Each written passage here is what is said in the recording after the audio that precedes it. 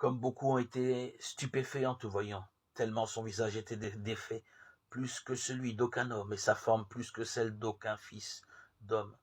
Ainsi, il fera tressaillir d'étonnement beaucoup de nations. Des rois fermeront leur bouche en le voyant. Ésaïe 52, 14, 15. Le prophète Ésaïe avait dit longtemps avant la venue de Jésus sur la terre combien sont beaux sur les montagnes les pieds de celui qui apporte de bonnes nouvelles, qui annonce la paix, qui apporte des nouvelles de bonheur, qui annonce le salut. Ésaïe 52, 7. Ainsi, dans les évangiles, beaucoup ont été émerveillés par son enseignement et ses œuvres. Pourtant, Jésus a été rejeté par ce peuple que Dieu avait choisi. Pas de place pour lui dans l'hôtellerie à sa naissance, Luc 2, 7. Pas de lieu où reposer sa tête, Matthieu 8, 20.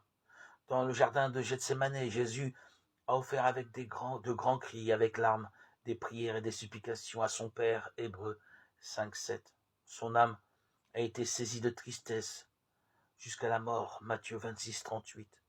Étant dans l'angoisse du combat, il priait plus instamment, et sa sueur devint comme des grumeaux de sang qui tombaient sur la terre.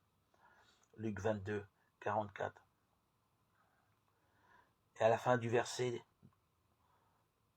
le moment où tout œil verra Jésus dans sa gloire, quand il reviendra pour établir son royaume sur la terre, tous seront aussi stupéfaits en le voyant. L'étonnement devant sa majesté soumettra chacun à son autorité. Aujourd'hui, nous pouvons bien nous étonner de la personne de Jésus, de ce qu'il a fait. Mais ce qui compte pour nous, pour notre avenir éternel, c'est de croire en lui, d'accepter son amour, démontré à la croix. Jean 3, 16.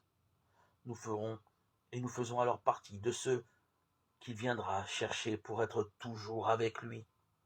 1 Thessaloniciens 4, 16, 17.